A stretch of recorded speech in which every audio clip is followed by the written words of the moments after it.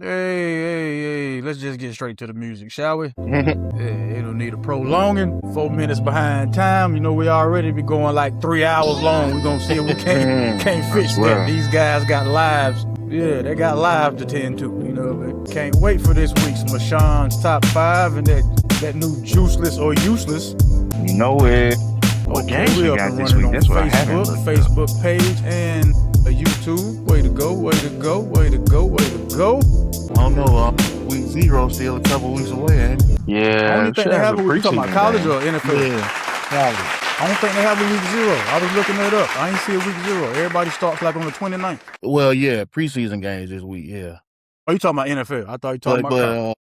I thought I heard somebody talking about week 0 too. I don't know what's going on with it. Hey, what's going on, y'all? Thank y'all so much for tuning in to another lively episode of Sunday Night Live with the 9 to 5 guys. I'm your man, 58 South. That is the sports diplomat, Mr. Mesean Roberson. And in a couple minutes, you know, we're gonna get the Don in here, man. How's everybody doing? Hope y'all are great out there. My truck drivers, my hairdressers, my teachers, my students, everybody. Thank y'all for tuning in. Mesean, what's up, sir? What's happening, my guy? You mentioned the teachers. I want to give them a shout out real quick because I know that school year rolling up on us, man. I want y'all to just do your best to educate these kids out here. Yeah, do your best, man. And all of y'all single moms who kids are getting ready to go to school, man, just remember, man, stock up on the good snacks for your folks that's coming through during the school hours. Stock up on the good snacks. Yeah, trying to wait on the Don here. I don't know what's going on. But anyway, we're going to start with the NFL, man. All right. The Hall of Fame game was a shootout. You know what I mean? I think Carson Beck is going to hit that field a lot sooner than people think, Mesean. Man, they was saying that Arizona front office is now kind of disgusted that they paid Jacoby Brissett now. They need to hold back on that. I mean, Carson Beck still got to show some more because, in my opinion, the Panthers didn't play any starters. Right. So, you know, I don't think they really played many of they second team guys too. So it's you take that with a grain of salt, man. But he did look good. I ain't gonna take nothing away. He looked real crisp, like he had been working on the playbook and working with some of those guys. He was anticipating on some of those throws. I don't think I saw Carson Beck look that good since he played for Georgia. Yeah. So much like you, I try to keep it in perspective. Like, well, this is pretty much like watching the G League guys play each other. Mm-hmm. You know what I mean? Like, it should be a good game when everybody's out there kind of playing for their position on the squad. Although, you know, Carson Beck and Hayes King, their positions are solidified. It's just pretty much how much playing time are y'all going to see this season. Hayes King had a great showing. Too bad my man, you know, his one shining moment cost him his hamstring. Yeah. Yeah, so now we got, what's my man name? Kyle Trask. Used to play for the Tampa Bay Buccaneers. Hopefully he doesn't play that much anyway this season. We don't even get to see either one of them, right? Right. You know what I'm saying? But the way things are going for my Panthers this offseason, yeah, Dave, don't put any starters out there, cuz. No. I know it's nice to get a couple reps and all that stuff. Don't risk any of our starters in this preseason game, man. Cause yeah, they're kind of the walking wounded right now down there in Charlotte, man. So okay, we got Don back. Yeah, there you go. Welcome. Sorry about that. I don't know what's going on, but we ain't here.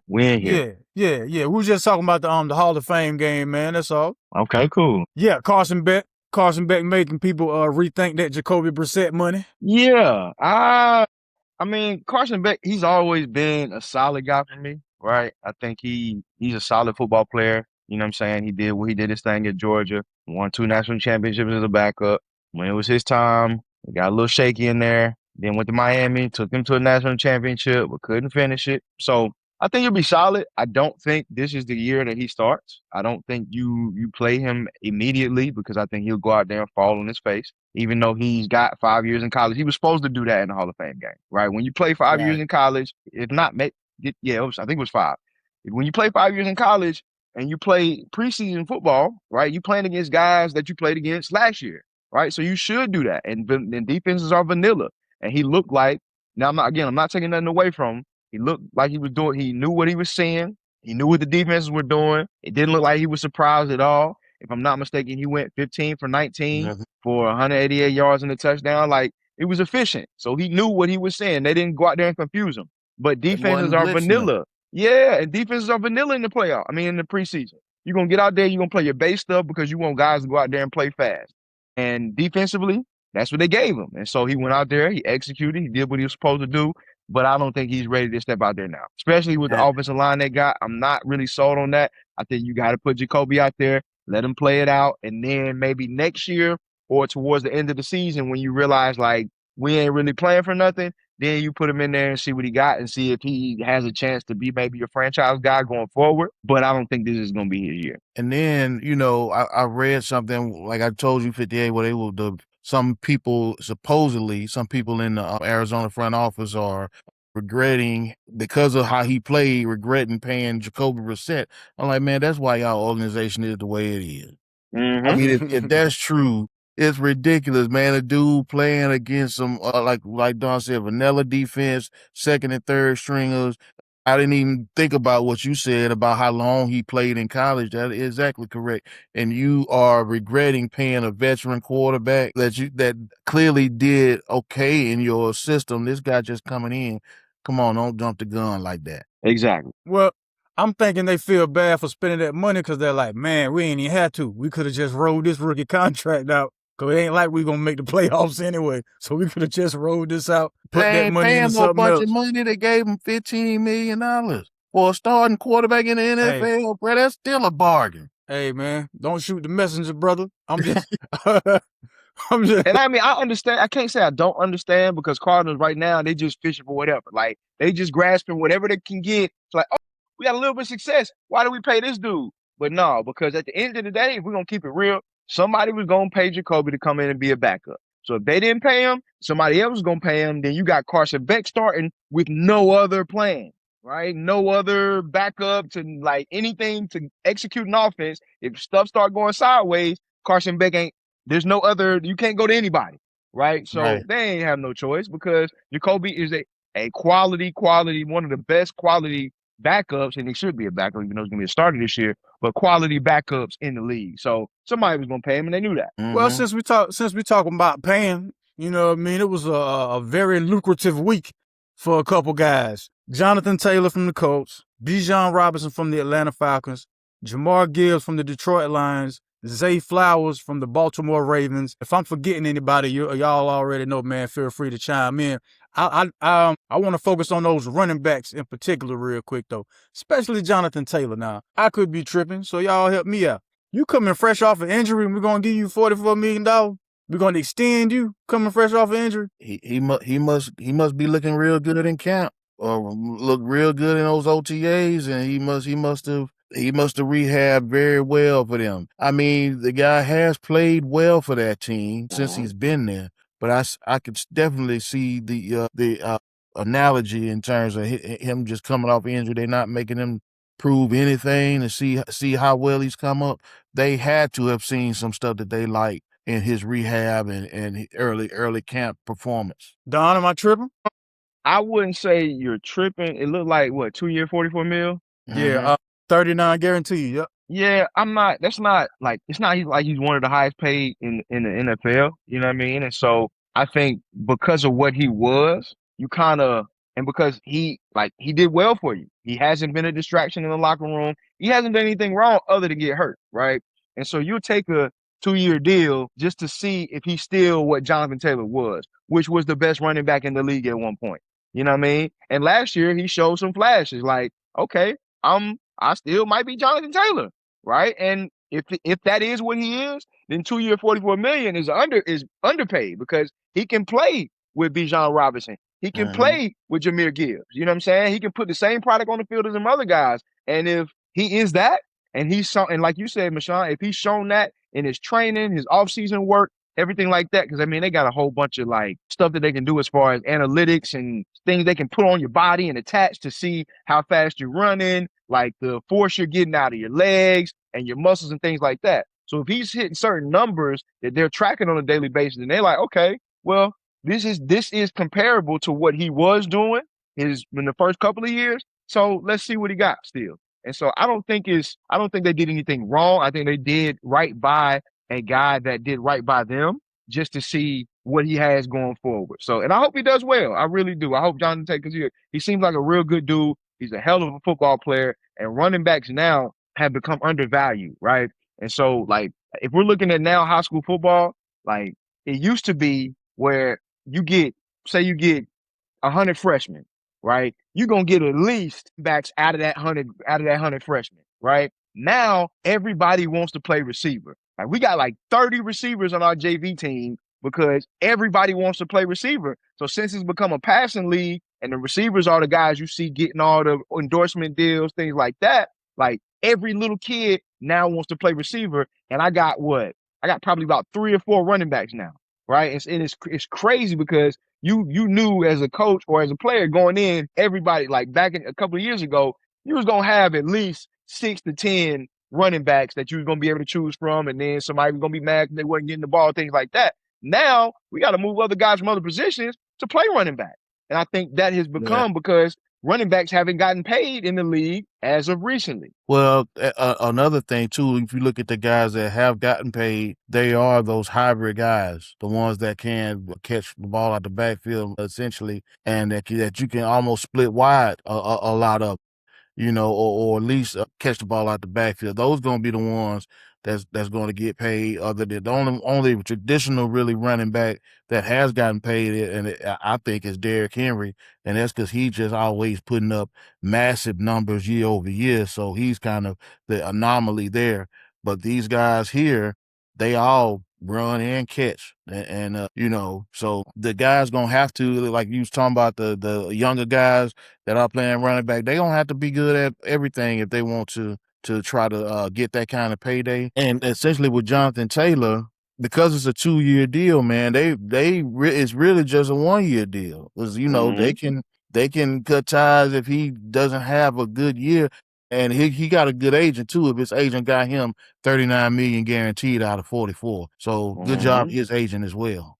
Yeah, for real. Okay, so out of Jamar Gibbs, Jonathan Taylor, Bijan Robinson, I'm gonna ask y'all 2 questions. First, which one is going to have the better season out of the 3? For me, I would say Jahmyr Gibbs, man. He got the best overall offense around him. His quarterback is not in question. The one with the most talent, I think, is Bijan Robinson. But because of the Falcons' quarterback situation, man, teams are going to just gear up to stop him unless one of these quarterbacks show something that's going to back him up and allow him to do some things out the backfield or whatever. So I think it will be Jahmyr Gibbs out of those 3 that had the best season outside, that mixing the run and the pass. Yeah, I agree. I think it's going to be Jahmyr Gibbs because not only his quarterback and his offense and the consistency they've had a head coach, but because of his offensive line.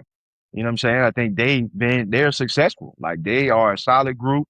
They stay together for the most part, if I'm not mistaken. And so I think he knows them guys, and I think they're going to get out there and it's going to be an execution just like it always has been since he's been in the league. I think second is going to be Jonathan Taylor because same thing. His quarterback, his offense, they're just a better football team and a better offense, and they have more consistency than the Falcons have had. And unfortunately, Bijan, and I hope they don't. I hope they don't waste his career and just not put the guys that he needs around him. But like that's what it's leaning towards. What like, we talking about? It's leaning towards that, man, and it's leaning towards like he's just gonna be the guy. He's gonna get tattooed every time because guys know like they can just put a whole bunch of guys in the box and stop him, and then let Tua do or Penix do make one play every 5-6 plays. You know what I mean? But yeah, I just think he's gonna have the 3rd best season out of the 3. You know what I'm saying? I agree. And Don, I'll tell you something. Me and 58 was talking about right before the show about Bijan. I was watching or listening to a guy on the radio talking about this. It was the day the deal came out with Bijan, and he was saying, man, because they don't have a quarterback, this is a bad deal for the Falcons because they're just going to they're paying skill players and they don't have anybody that can get them the ball consistently. And he said this, he asked his co-host, how many wins did the Falcons have last year? It was 7-10. And he said, do you think if they how many wins now that they paid Bijan Robinson do you think they're going to get this year? And they said maybe 6 or 7, the same thing. So they're going to be the same kind of team. They've paid Bijan and he deserved the money, but, they're not going to be better because they paid him. Their quarterback situation is just it's horrible. Now the first question was who's gonna have a better season, right? So they all got their payday. One became the highest paid after another. Cool, no problem. So which one of these running backs is gonna have that fall off now that they got their money? The numbers aren't gonna look the same. Bijan Robinson. But it ain't gonna be because he ain't trying. I don't think it's gonna be something where he gonna just go out there and not keep himself in shape and not try to play hard.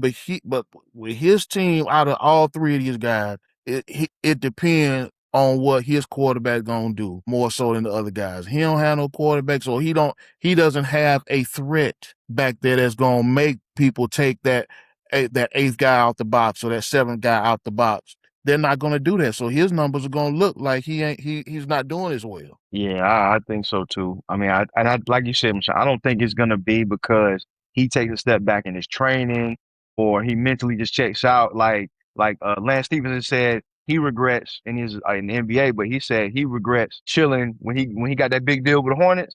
He said he kind of relaxed because he got his money. I don't think it's gonna be a situation like that Bijan Robinson is gonna relax because he's not that kind of guy, or he doesn't seem to be that kind of guy.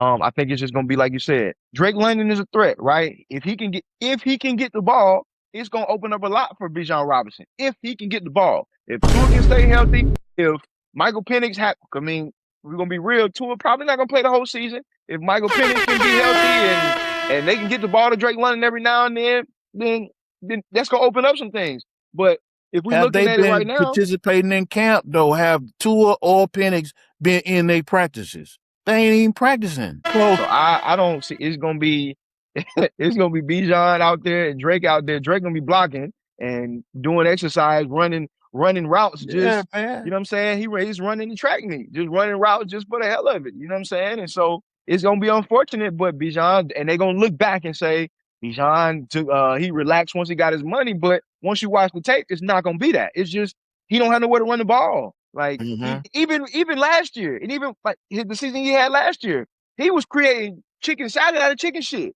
Like it wasn't like they were just creating big holes for him, but he was just like doing what he had to do to get what he had last year. He put it all out there, and I think they'll take a step back this year. Unfortunately, it's just the reality. I just hope he doesn't get injured, man, because of all those 8-man overuse. The overuse, the John Gruden Cadillac Williams situation. I think that's what's gonna happen, man. That's what's gonna happen. You are only option.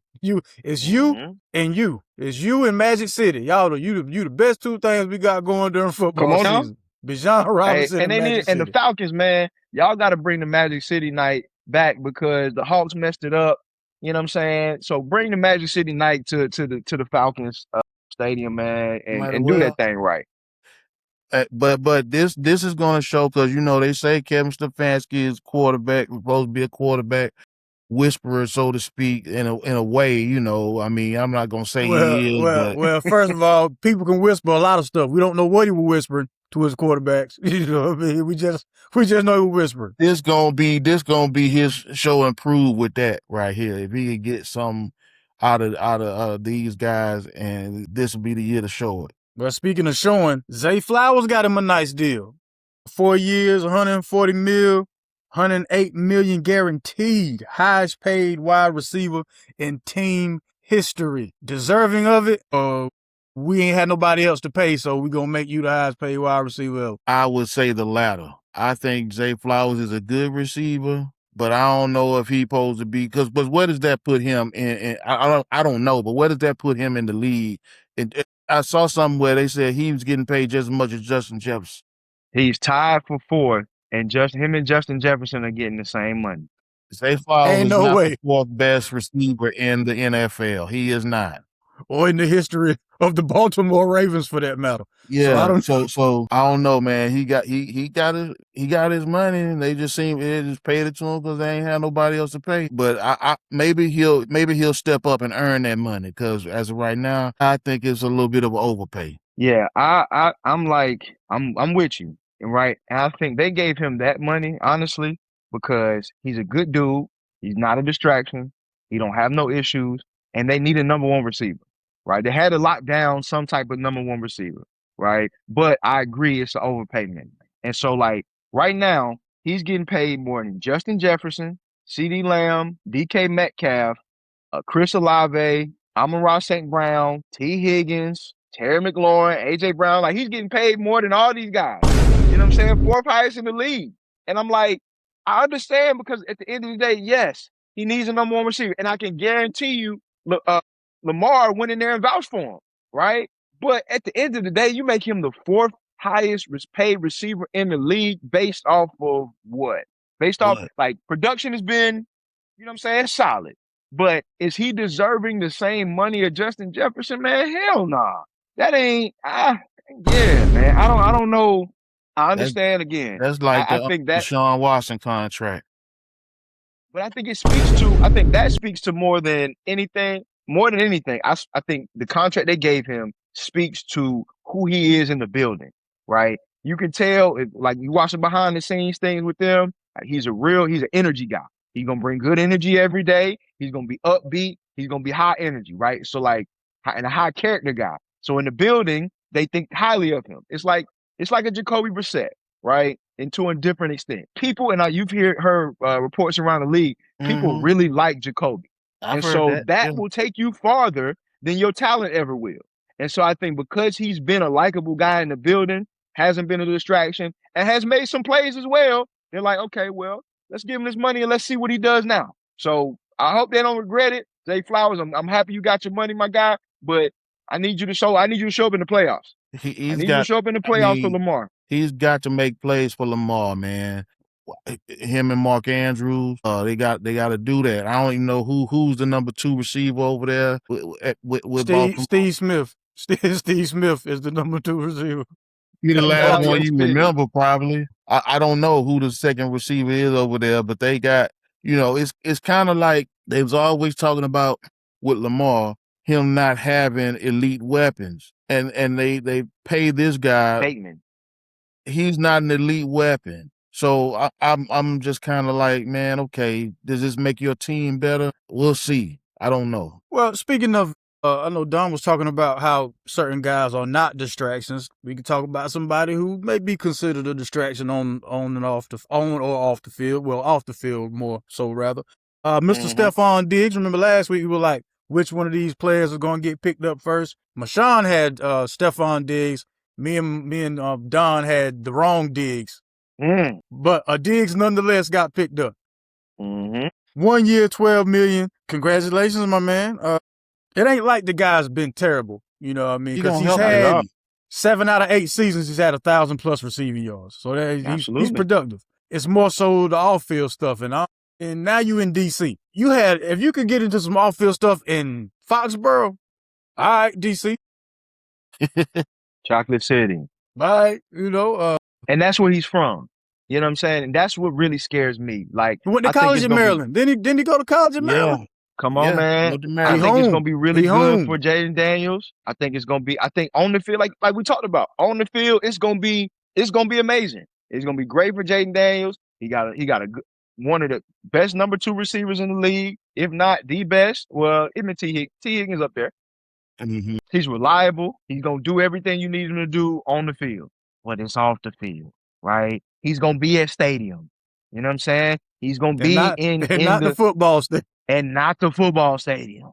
He's gonna be with the vibes. He's home, right? And we seen him on the boat last year with the vibes, and that went viral. And we saw what he had going on. And if you, like you said, it's Foxborough. This is DC, Chocolate City. Where you from? He's not gonna be a distraction. I don't see it, man. I don't see it. And from what I've heard, we got a coach on our staff who played with the Washington Redskins at the time.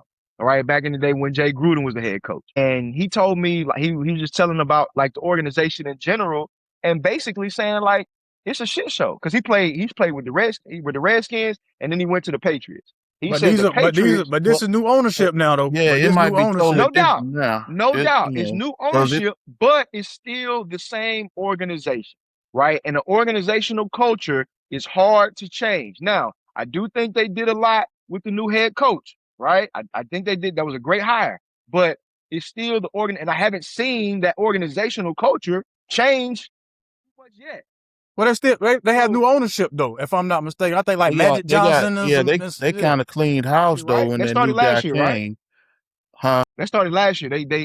They bought the team last year, correct? This is the second year of the new Yeah, ownership, I believe. No, I mean yeah. this is the third year of the new ownership we coming into this year, Because I they believe. were the ownership that drafted Jaden Daniels, right? Yes, And yeah. so cool, right? But I'm still waiting to see if the organizational culture has changed, because when he was talking about it then, it was just a you want to do type of organizational culture compared to the Patriots, which was very structured. So if that organizational culture has changed, it might be good for Stephon Diggs. Cool, he might fit in. He'll get kind of put on the right program. If it hasn't, it's gonna be a shit show. But what could they have done, man? I mean, think about this though, to what you're saying, Don. If it's a shit show, all right, they would have taken Brandon Ayuk. He was begging to come to be on the team. If they was just like, I'm not gonna say he's better, but he's just him and Stephon Diggs are pretty much they've had the same kind of production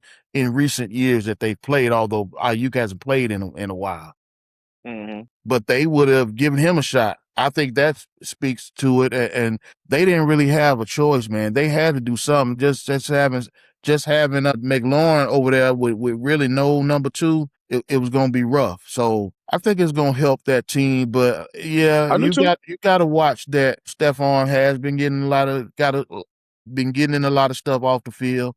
So they do have to watch that. But I think, it's a good pickup. And I also saw a report where his brother is asking them to pick him up too. Might as well. I mean, if They y'all might gonna as let him, well. if y'all gonna let him go home, I won't go home. Exactly. And I'm playing with my brother. Like it's low risk for them. And like I said, I think on the field it's gonna be perfect, right? I think on the field it's gonna work. It's just off the field. And Magic Johnson, you're gonna need to get a situation like Pat Riley, right? Well, Pat Riley know everything that goes on in Miami. He know if what you was drinking at the club that night. He know when you left, what time you got there, what table you had. He know all that.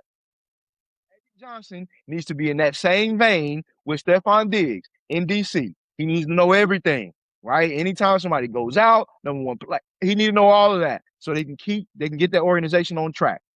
Stay on track. Rebuild the stadium, man. That thing, run down, rebuild that stadium. Yeah, it is old. Let me ask y'all this: when we're talking about Stephon Diggs, right? Yes, sir.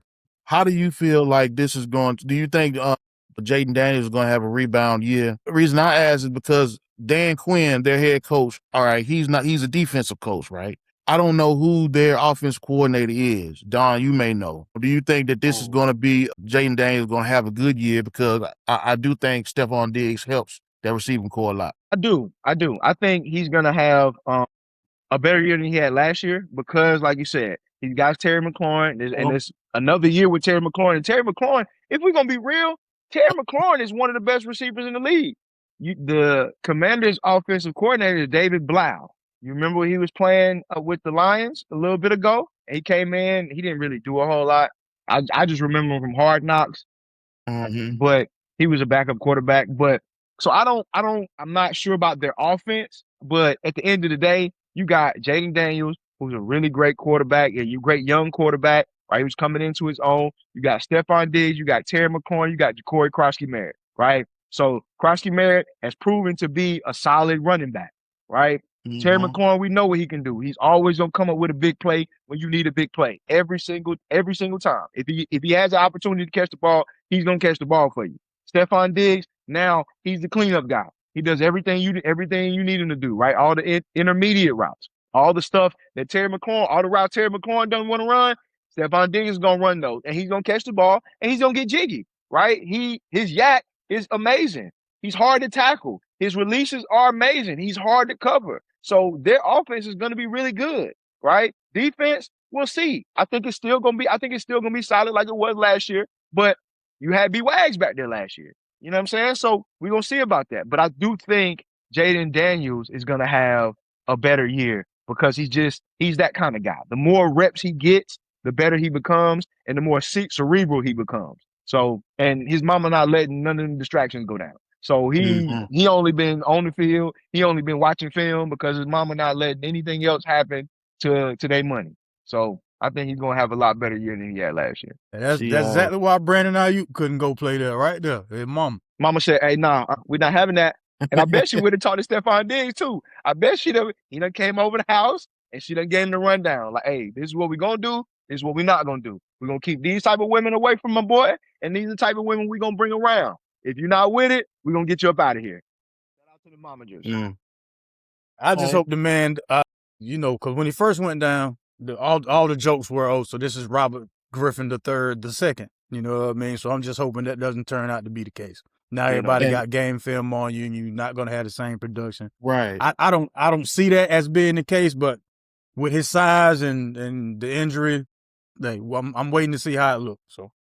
And that's why I asked about the OC, because most of the time, if the head coach is a defensive coach, he ain't gonna help the quarterback get better. The defensive coach got to have a good offensive coordinator. And in the NFL now, if your offensive coordinator is good, you ain't gonna have him that long, because he got one season. You got one, maybe two. He gonna go and somebody gonna hire him. So that was why I brought that up. See if he gonna got a good OC over there. I want to circle back to the beginning of the show when we were talking about the Hall of Fame game, right?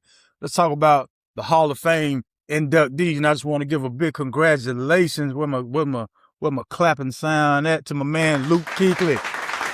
Boom! Congratulations to Luke. Who else got inducted? I'm always just looking for Panthers. Was it Fitzgerald, Drew Brees, Adam Vinatieri, and long overdue Roger Craig. So the kicker, Adam Vinatieri, got in, of course, no problem. So my man Woodson from them championship Cowboy teams, they don't like him. Another one. I don't know. Like him? It's just like, these guys. It's a lot of guys from that era, man, that should be in. Roger Craig should have been in at least 10 years ago. Darren Woodson should have been in at least a long time ago, man. When they gonna make that right, I don't know. Man, I'm cool with the Eli getting passed over. I'm all right on that one. He gonna get in though. He gonna get in before Darren Woodson though. Watch, man. That's crazy. I hope not. I hope not. All this, because this was a topic this week on video around these parts. Who was the best Panther? And they boiled it down to Julius Peppers and Luke Kuechly. And the argument everybody was making was, well, Luke retired a Panther. And I don't really say I had an argument either way, but I just brought up the fact that, well, he didn't retire because he wanted to. You know what I mean? He retired because he had to. He had a lot of Tua Tagovailoa egg scrambling going on too. He just decided, my health is more important than getting out here and playing this game. And obviously the people around him care more about him than Tua people, but we can talk about that another time. And y'all's opinion. They just comparing those two players? Or the whole organization? Yeah, the whole organization, but the two main guys everybody kept bringing up was Pep and Luke Kuechly. I know a lot of people might be thinking, well, how come Cam Newton ain't get brought up? They bring Cam Newton up as the most important player in Carolina Panthers history, just not, I guess, the best or whatever. If that make any sense, cool. So if y'all were asked who would be the best Carolina Panther in y'all's opinion, I would go with, honestly, we're splitting hairs, right? But I'm going with Pep just because he's from North Carolina. You know what I'm saying? And he went to Carolina and everything like that. And what he did for the Panthers at the time, right? Luke Kuechly, there's nothing I can say to say why Pep is better than Luke Kuechly other than he's just from North Carolina. You know what I mean? That's really the only argument I got, because they both were super impactful as far as taking the franchise to the next level, right? And bringing Carolina fans to the stadium, right? Carolina fans came to the stadium to see Julius Peppers. Carolina fans came to the stadium to see Luke Kuechly, right? And they were part of the resurgence of the Panthers during their time. You know what I'm saying? So I'm gonna go with Julius Peppers just because he's from North Carolina, but shout out to Luke Kuechly. Much respect. I would agree with Julius Peppers too, just because I think he played longer for the Panthers too. I think he did, but that's a good point. that's got to be part of it too. I think he had more of an impactful because he could, Julius Peppers was a hell of a pass rusher, man. He got a lot of sacks. So Luke Kuechly, obviously he's a very good middle linebacker, made a whole lot of tackles, but game changing plays, I think Pep made more of them. Another guy that I would think about, obviously he's not up there with those two, but Mike Rucker, man. I thought that when the Panthers went to the Super Bowl the first time, those guys on that defense played hard, led by Mike Rucker. Mike Rucker was a really good pass rusher too. So I would put him as maybe a distant third to those two guys, but I just want to bring him up as well in that question. I wasn't, too mad either way about either Pep or Kuechly. Just because, like y'all said, the production they had while in the Panther uniform, the amount of years they spent in the Panther uniform, yeah. But I mean, and Pep was the one who presented him with the gold jacket, so I mean, it was fitting. It was all fitting, man. I just wish that Steve Smith could have retired a Panther. That's my only gripe with the situation. Well, not just Steve Smith. Don't get it twisted, but we all know, upper management, owners, and all that how that went down. I mean, Plus, they always Steve want to Smith get was on some 1 year early instead of 1 year late. Yeah, well, plus the way they did Steve Smith that was foul. That was foul. Anyway, yeah, I just wanted to bring that gonna get off that, bring that to the forefront real quick. That's all. Any more NFL news before we slide to the NBA? Yeah, I'm gonna go with a couple snubs like that that didn't get in the Hall of Fame. Like there's no reason Bill Belichick shouldn't have got in the Hall of Fame, right? There's no reason Reggie Wayne shouldn't be in the Hall of Fame. My man is number 10 in receiving all time, y'all. And like what are we doing? Like what did Reggie do to one of y'all writers or somebody? Like, what did he do that warrants him not being in the Hall of Fame right now? Like, come on, man. This is a joke. Like and it just continues to like further the narrative that the Hall of Fame is just ridiculous. Like, it's just a joke. It's like it taints the gold jacket because you got situations like this, and same with the situation what happened with T.O. Like, it's just ridiculous, man. It's just ridiculous. Like, make that right. T.O. prolonged his Hall of Fame gold jacket when he did that commercial. We know the commercial. Like, it went in, and yeah, he did, and it's like, make that right. And it's supposed to be about on the field production.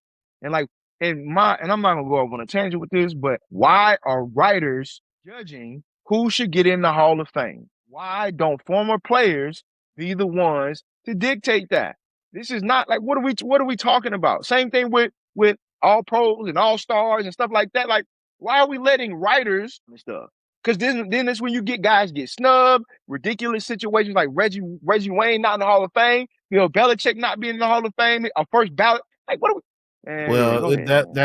They have a lot of work to do to make that stuff right. There's a lot of guys, man. I wrote some down, man, that snubs that are really ridiculous in my opinion too.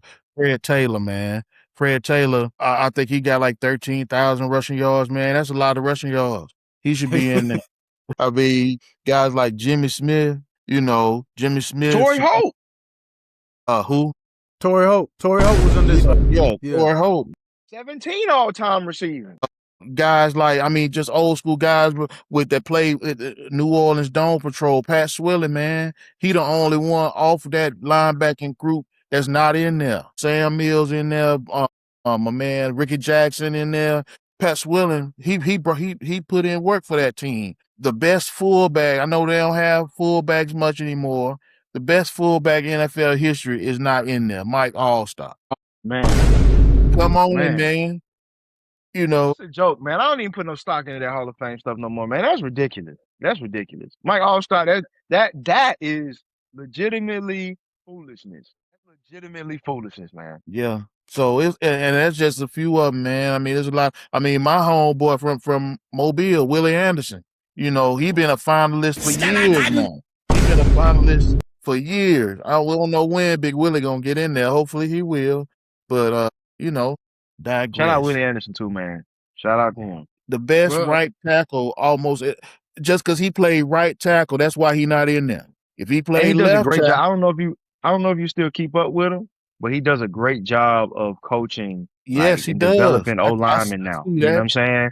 I watch him Mm-hmm. on Instagram. I follow him on Instagram, man. And some of the things he teaches these guys, these young O linemen getting ready for the draft, things like that. It's like he gives them the tricks of the trade that you don't know unless you play, right? Little small things, whether it's footwork, whether it's hand placement, little small things that are making these tackles that are coming out and that are honestly still in the league that are working with him during the offseason is making so much difference for them. So shout out to Willie Anderson, man. Yeah, big shout out to Big Will, man. Big Stew Meat. That's his nickname. What's his nickname? Stew Meat. That's country if there ever was Hey, country. man, Yeah. Big Stew Meat. You can't do that. Hey, shout out to Viga High School, Big Stew Meat, man. That dude used to lock dudes You gonna down quit, back in you the day, gonna man. quit calling that man Big Stew Meat on here, man. Yeah. Well, look, since we were talking about, since y'all were talking about foolishness, we might as well transition into some foolishness. Kawhi Leonard, a whole fool out here, man. How you got one investigation going on? Kawhi You know Leonard. what? You know what? I gotta rephrase that. I'm sorry, cause my grandma always told me don't call nobody no fool. I'm sorry, Kawhi. Pablo Torre hates you. He on his neck. I don't know what you did to that man. Pablo Torre hates you, partner. Ain't he the one who broke the first story? He done broke all of them. Yeah. So I don't know if Uncle Dennis done pissed Pablo Torre off, but somebody in your camp done pissed Pablo Torre off on me. He the only one with this story. Man, Kawhi Leonard got more no-show jobs than Tony Soprano.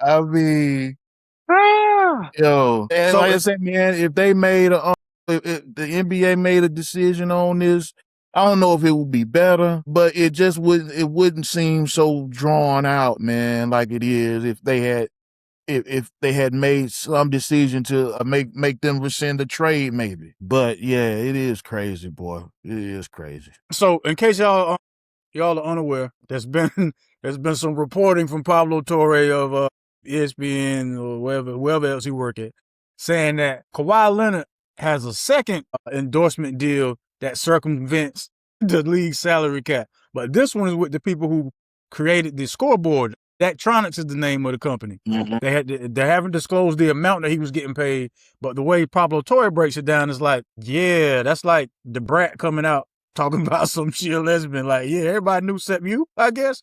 Like that this ain't no secret. Everybody knew about this, man. And so I'm just wondering if this is the case, what's taking the other thing so long? Just go ahead and admit it. Yeah, that's what was going on. Just standard operating procedure over here from what it looked like. I think they got some against Kawhi. And now it could be because he don't really give too much to the media, right? He don't really like talk too much. He don't really do a whole bunch of interviews, things like that. So, and I know just from hearing the way they treated AI, things like that, if you don't talk to them a lot, now they get offended, right? Now they're gonna try to find every dirt you got and dig it up, and you got stuff like this. So that may be what it was. But at the end of the day, I don't think it's Kawhi's fault, right? He said, look, I need this money. And the Clippers said, okay, well, we can't get it to you directly, but this is how we're going to get it to you. And so he said, okay, seems right to me, seems foolproof. Let's do it. And he got his money. So He ain't pay himself. That's my point too. They every time you hear about this story, they talking about Kawhi. And I'm not saying he's blameless in this. He's not. He participated too. But hey man, he just asked for the money. And the Clippers, Steve Ballmer, and all of whoever associated with their front office and those companies concocted this way to pay that man that money. mhm. So they should be held accountable, or at least talked about as much, if not more, than Kawhi is in this story. And Nah, that's y'all, we know how that this ain't happening. we know how this go. We still ain't seen one picture of the mobsters that's involved in the Terry Rozier, Damon Jones, and all them cases. Not All one. they Not keep one. saying is ties to organized crime, and we don't know what none of them folk look like. So we Not know one. how this gonna go. Yeah. You ain't seen Steve Ballmer face on ESPN. None of that. No interview. You ain't even heard them say, I haven't anyway, that they have requested to talk to him about it. I ain't heard nothing like that. But The guy who got the guy who's doing the 14 years from the first investigation, I don't know what he looked like. I don't know what he looked like either. He already locked up. So It's crazy. yeah. but it's just What y'all interesting how think? this what you think? I mean, because I'm just trying to see what kind of punishment is going to be for Kawhi and the Clippers. Like, I think they're going to do something, put Kawhi out. They might not let him play next year. Kawhi's gonna get like some ridiculous, like a 75 game suspension, and the Clippers gonna lose some draft picks, or they're gonna take some future picks or something like that from him, and Steve Ballmer might get like a fine or something like that. If they put most of this on Kawhi, man, that's gonna be ridiculous. That's gonna be because at the end of the day, like if he got an endorsement deal. You know what I'm saying? And let's be honest. At the end of the day, for real, Kawhi, and I'm not saying he is, but let's play the game. Kawhi could be completely oblivious to the whole situation. He could have been, hey, I got an endorsement deal. They're offering me this money. He don't know where the money's coming from. He don't know that Steve Ballmer is going to this company to give him that money. He could not know, right? So at the end of the day, I feel like the Clippers should get so much more of a harsh penalty than Kawhi is. Unless you figured out unless he concocted the whole plan, then that's totally different. But if he was oblivious in the situation, or regardless, it should be a Clippers organization, Steve Ballmer penalty more than it's a Kawhi penalty. Whether they just make Kawhi have to stay on the Clippers and then issue the Clippers a penalty, a major penalty, or they just issue the Clippers a major penalty and let Kawhi go. One way or the other, it should not fall as much on Kawhi as it does on the Clippers. And another thing too, now I did hear this from a radio show I was listening to. All of this, I want to say allegedly these things are going on. But they said that when Kawhi was with Toronto the first time, when he was trying to negotiate with them before he came to the Clippers, they said that he was negotiating in this way with them, and Toronto said, no, we're not going to do those kind of things. Shit, it's Kawhi fault then. So was it Kawhi or Uncle Dennis? I don't know this, but I heard it. I heard another legitimate reporter say that about his time in Toronto before he left to go to the Clippers. And, he done put Uncle Dennis out the camp. Okay. So it ain't Uncle Dennis. Uncle Dennis, I mean... He might be the one leaking the story. You think Uncle Dennis might be the one leaking the story? He Pablo might Torre. be, or something, because, I heard that Uncle Dennis is not negotiating for Kawhi Leonard anymore. Man, what's Fab say? It ain't getting stabbed in the back. It's the turn around who's seeing who holding the knife. Well, he said it in a very, way more clever way than that. But if this is Uncle Dennis, man, that's foul. Now we gotta understand. We gotta also remember Kawhi is from LA, so he looked like an innocent type dude. He don't talk a lot. Nobody, ain't nobody never thought that. Now he looked like a GTA character. Well, I'm saying like as far as like how he carry himself, he don't talk a lot. He quiet. You know what I'm saying? And so people think he's from LA now.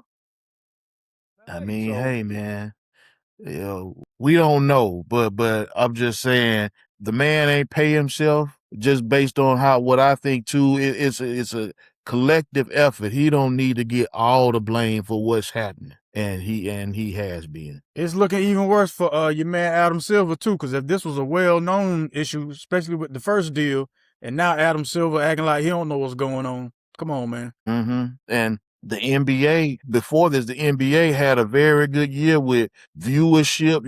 The Knicks winning the championship helped the whole league because everybody just hyped because they ain't won in so long, man. So this is just kind of messing up all of the stuff that the NBA built over the last year in terms of, just everything. So it's not a good look, man. Well, since you're talking about the Knicks, they're gonna have a problem pretty soon. They're gonna have to figure out what they're gonna do with old K.A.T. Yeah, so now that whole Jalen Brunson taking one for the team about to come back and bite them. And if I'm K.A.T, I'm gonna calmly let them know I'm not Jalen Brunson. It is not my job. It's not my job. Do your job for you at all. Cause this is my thing. Let's just say my production goes down. My numbers aren't the same. You're not gonna remember that I took less for the team before you think about trading me. You're just gonna trade me and tell me this is all just business. It ain't personal. So when I sit down at this negotiating table and I tell you that number ain't high enough, don't forget, this ain't personal, man. It's just business. Just business, baby. Because I didn't go to Villanova. I wasn't a Villanova Wildcat anyway. He didn't want me. He didn't want me. I quit. Give me my money, man. And Give you me know my they're money. gonna be throwing Jalen Brunson all in that man face the whole negotiation time. Brunson did this, and we in position. You see what happened when we won and all that. I don't care about that. You pay that Not got man, nothing to do with no. me, or I mean, baby. I pay want to that win. Yeah, pay I that do. man, or watch him go to Chicago. Y'all better give me one of them Kawhi deals and make it more foolproof. Like I'm not playing with y'all, but honestly, I don't think they're gonna give it to him. I don't think he's gonna take it. Well, I don't think he's gonna take less, and I don't think they're gonna give him the max. I think he's gonna get up out of there. He's already got a championship, so he like, hey, look, I'm gonna play this deal out. I'm gonna make 57 next year and 66, 61 the following year. I'm gonna pick up that player option, and then I'm gonna get on, right? Because at the end of the day, y'all can't pay me after that. So I'm gonna go to a team that can pay me. Like you said, 58. Probably gonna go back home to Chicago, and I'm gonna hoop out there, and I'm gonna hoop with the young boy that's probably gonna take Bruh, over the league sometime if soon. that happened, man, look, I like that, man. That come on then. But hey, I wouldn't take no discount for the Knicks, man. Mm-mm. Nah, Nah. I want a chip, baby. We got our chip. So if y'all come up with this money and give me one of them Kawhi deals, but like I said, and we're gonna figure out how it's not gonna come out, the news not gonna come out, or I'm gonna holler at y'all. I'm gonna get this money right quick, and we're gonna do what we can next season and see if we can run it back for the second one. And then I'm gonna holler at y'all. Y'all have a good time. Y'all enjoy that. And hey, Jalen Brunson, I appreciate you, my boy, but I'm out of here. Yeah, I think, I don't believe that whole take one for the team ain't gonna work on old Cat, man. And the reason I don't think it's gonna work on old dude is because the criticism this man's been faced with pretty much his entire career about how being big and soft and this, that, and the third. Like, you can say what you want about me now, but I'm a champion, and I don't gotta take any less anywhere that I go now. I have the hardware to prove I'm more than capable to be a productive member and a main member on a championship caliber team. So And just pay me, man. especially the way he played last year in their run, man. Like he was Jalen Brunson took that MVP because the last 2 games he balled out. But Yeah. before that, Cat was killing the Spurs, and Cat was killing who they played before that. Sixers Cleveland. my fault. Cleveland Yeah, before that he was Sixers, yeah. killing Cleveland, man. So he put together a real good body of work in those last 2 series they played. Yeah. Yeah. I'm gonna look forward to him and Julius Randle playing each other in New York now. Julius Randle gonna get off, man. Yeah, He gonna yeah, have a yeah. green with that team, man. He gonna average 28, 30, something like that, probably for that team. He gonna get off the bus and be mad that he ain't getting the ball like he think he should. Mm-hmm. Michael Porter Jr. gonna get more shots than Julius Randle. Think so? Man, you can't keep doing the same thing everywhere you go, and you ain't young Julius Randle no more. Come on, man. No, don't come over here crying. No, that's why they sent you to Brooklyn Nets in the first. You crying. Well, Mm-mm. I don't know. I think now I ain't gonna say he's gonna equate to winning over there and stuff like that, but I think he's gonna put up some. Okay. Well, yeah. In that case, yeah, you're right. In that case, yeah, you got me on that one. Speaking of winning, there's a really, really, really strong free agent still out there, man.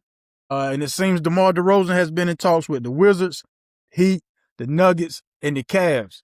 So if you're DeMar DeRozan, the best fit for you out of those 4 would be which one? Sam again. You said the Wizards, the who? Wizards, the Heat, the Nuggets, and the Cavs. I go to the Heat. Really? The way he plays, I think the Heat or maybe the Wizards. The way DeMar DeRozan plays with his mid-range game, I think that he'll help either one of those teams, and those teams are scheduled to be much better than they were last year. So in terms of fit, I think those 2. I think he fits best with the Nuggets because Yeah. I think the Heat, the Bam and Giannis they're gonna be in the paint, right? And I think DeMar, he can shoot threes, but he's not a 3-point shooter, right? So he's gonna be mid range, he's gonna be post, he's gonna be elbow type situation, and they already got enough down there to take up that space. The Heat need 3-point shooting. You know what I mean? I think the Nuggets, they have 3-point shooting, right? They got Jamal Murray. They got Bron. They got my dog Cam Johnson shout out to Cam Johnson. Shout out to the Tar Heels, right? So they got guys to space the floor, and they got Jokic. You know what I mean? And he can space the floor if he needs to as well. And so I think he'll fit right in with and they got Aaron Gordon, who can shoot threes as well, and who's really one of the most underrated players in the league. Right, because he had to change his game. He started to shoot threes, and I mean, he still gets rebounds. He still does all that other stuff, but he expanded his game to be able to shoot threes. So you really can't do too much with him. And I think DeMar just adds another score to that mid range. He can pass out of the post. He can do exactly what you need him to do, as well as you can't double him because they got enough shooting on the floor. I think with the Heat, they don't have enough shooting. I think the Wizards, he can help them, and they got some shooting like with Trae Young and stuff like that. But I don't think that Anthony Davis is going to be healthy the whole season. So I think he'll waste the last years of his career going there. And then the Cavs, I think same thing. Evan Mobley and what's the big light skinned buddy name? Jared Allen. Jared Allen, right? They're going to pack the paint. You know what I'm saying? And so I think even though you do have shooting with James Harden and Donovan Mitchell, right? Mitchell. I think it's still, you got two post guys, right? And so I think that kind of affects the spacing. But I think my first would be the Nuggets and then the Cavs. I like go ahead, Mesean. Go ahead. No, I was gonna say too. Not about DeMar DeRozan. I was gonna say that Bradley Beal is still out there too. I don't know. So DeMar DeRozan, right? So, Hey, don't do Brad like that, man. Wow. Okay. Don't do Brad like that. No, I thought he was about to say something. Man, I don't listen to you talking about Russell Westbrook before you talked about Bradley Beal. So DeMar DeRozan, while y'all were talking, I was thinking about, like, I think the perfect fit for him would be the Nuggets, right? But then I was thinking about the Cavs. Like, he can start off in the starting five, but he can also be that guy to run with that second team too. He could. Because James Harden got a bad habit of going 0 for whatever, taking like streaks of just missing shots and not caring. Mm-hmm. Just let you be a facilitator. James Harden's effort goes down too. Yeah, that's a considerable amount. Yeah, and plus you're still in the East. You going to the Nuggets, that's a great look, but you're still fending off a very angry OKC team. I'm hoping Chet Holmgren eats some spinach in the offseason, like a lot of spinach in the offseason. You got the Houston Rockets with a full squad with a healthy Van Fleet. They're going to be a problem. I'm claiming that now. They're going to be a problem next year. Of course, you got the Shaolin Monk on the San Antonio Spurs, the Shaolin alien. You got him. And now you got a Dylan Harper problem. Because now Dylan Harper knows I should have been starting. The reason we lost the NBA Finals is because you didn't start me. You started De'Aaron Fox. After you watched him get cooked and make terrible decisions. That's those three. Then I'm going to even throw in the Timberwolves. I don't know what that backcourt's going to look like, but I have a hard time believing Anthony Edwards is going to let the team slip. Well, yeah, they're going to be in there. But I don't think Edwards has enough. They gonna slip anyway, man, because they've let a lot of guys go from that team that are productive. They have, but they still have a lot of 3-and-D guys too, though. They still got a lot of two-way players left on that team with a Rudy Gobert to protect the paint when you try to hire LaMelo Ball on defense. We'll see. I mean, they gonna have to do a lot of hiding of LaMelo Ball. Well, yeah, I hope you ain't telling me like I don't know.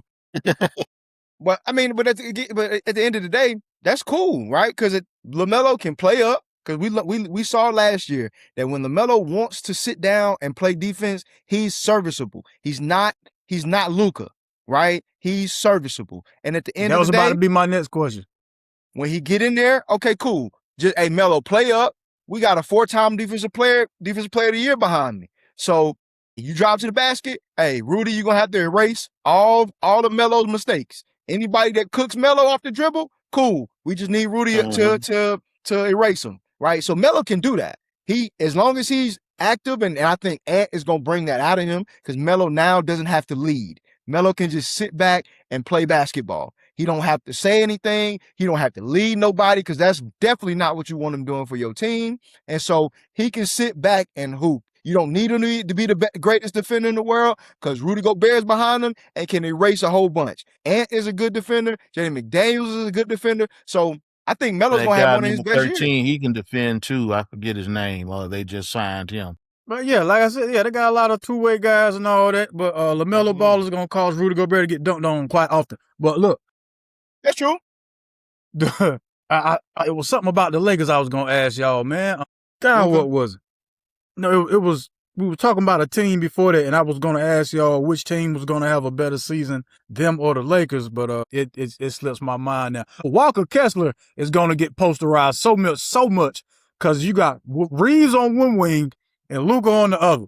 You getting banged on for the most. He's gonna catch it, man. Yeah.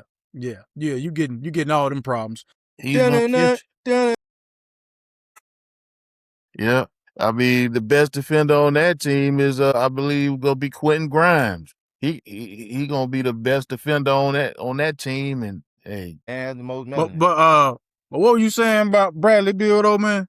I was reading something about the best free agents left in the NBA, and they brought him up. They brought up Russell Westbrook, DeMar DeRozan, a couple of guys that I don't really know about. They're younger guys. They were talking about them, but nothing exclusive about Bradley Beal. I wouldn't pick him up. His injury history is just too horrible, man. I wouldn't want to get him on really anything, but I was just gonna see what y'all thought of him as an addition to any team. Yeah, a team that's a serious title contender, pick him up. Just to be a spot up, stay in the corner. Don't you move. Don't you move. That's it. Stay in the corner.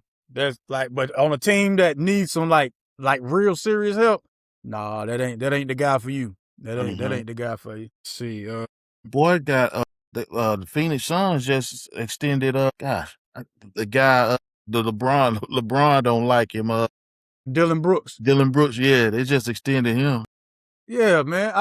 Dylan Brooks is a cool villain, man. Every team needs one. I was we went and got Grayson Allen. We went and got us a villain. You know what I mean? Like a certified villain. He got the Duke pedigree, so he know how to be hated. He's comfortable with it. That's what they do. I know we're gonna get to that a little later too, but yeah, that's what they breed over there. Mm-hmm. You make sure they hate you whenever you step into the opposing arena. I think they have a class at Duke for that.